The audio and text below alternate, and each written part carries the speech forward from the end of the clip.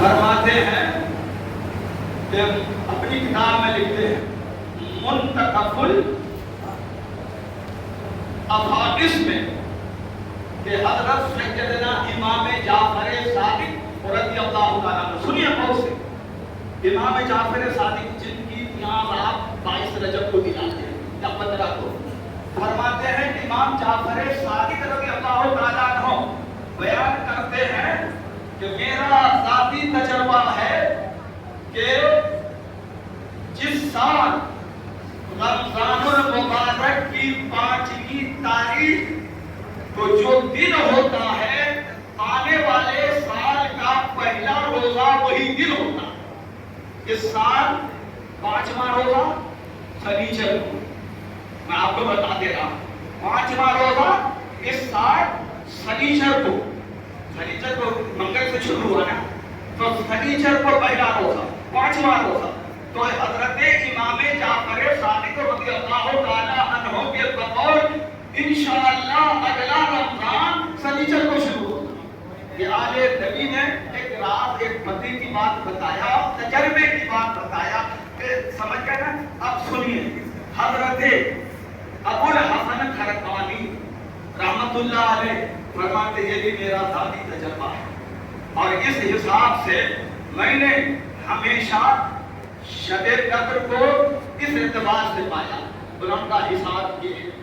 اب غور سے سنو، حضرت ابو الحسن خرقانی فرماتے ہیں کہ جب پہلا روزہ پیر کو ہوگا، پہلا روزہ جب پیر کا ہوتا ہے تو شب قدر رمضان المبارک کی 21ویں رات کو ہوتی ہے، اور جب پہلا روزہ شنیچر کو ہوتا ہے، ہفتے کو ہوتا ہے، تو رمضان المبارک کی 23ویں شب کو شب قدر ہوتی ہے۔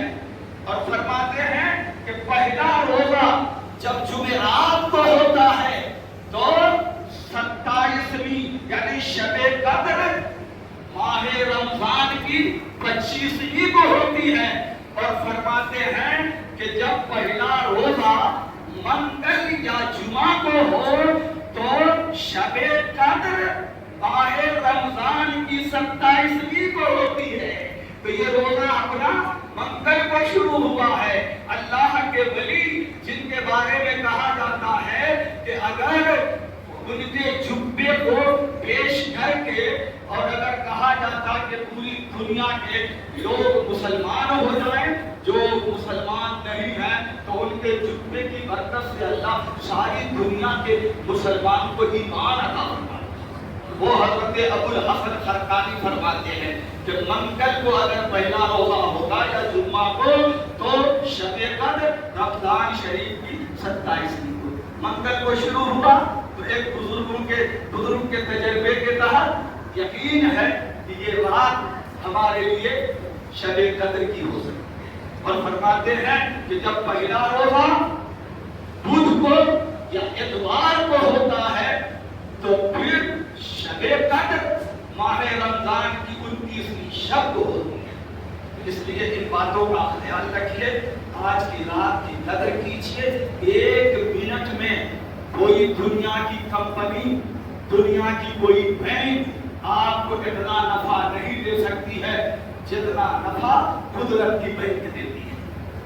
1 منٹ میں 42 سال کی عبادتوں کے برابر ثواب ملے گا۔ تو آپ 1 منٹ کا حساب رکھیں۔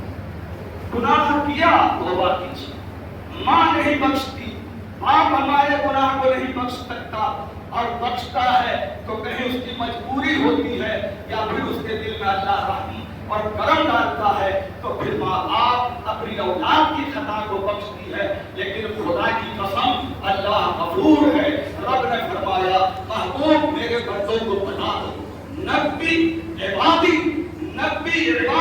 میرے بندوں کو خبردار کر دو، خبر دے دو انی انا غفور رحیم، بے شک میں بھی غفور ہوں رحیم ہوں، میرے علاوہ کوئی تمہیں بخشنے والا نہیں ہے، تم سمندر کے چھاٹ کے برابر نہیں، گناہ ڈالو گے میں بخش دوں گا،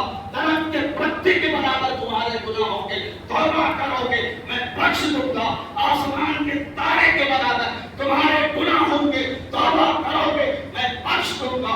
इस रात में माँ बाप के नाफरमान को नहीं बख्शूंगा जब तक कि वो माफी न मांग ले।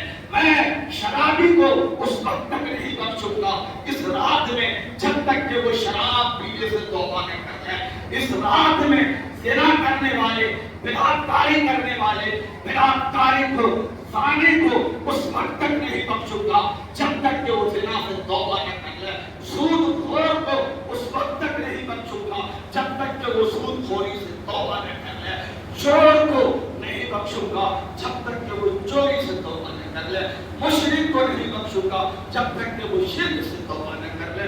इसलिए इबादत गीबत से, चुगली से, फितना से, फसाद से बचिए। फवाहिश हम सब सर से लेकर पांव तक गुनाह में डूबे हैं। ये 1000 महीनों से बेहतर मीरा अल्लाह ने दी है।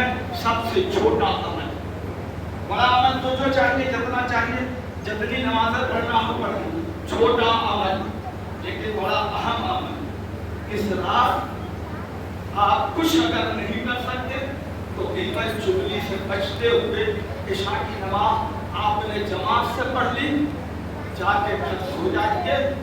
फजर की जमात से नमाज पढ़ लीजिए, आपके नामाए अमाल में अल्लाह शब कदर का सवाब दे। इससे आसान कोई फार्मूला होगा? इसलिए गीबत से बचिए, फितना फसाद से, और सीने में किसी को कीना हो तो निकाल दीजिए। मैं भी आपका इमाम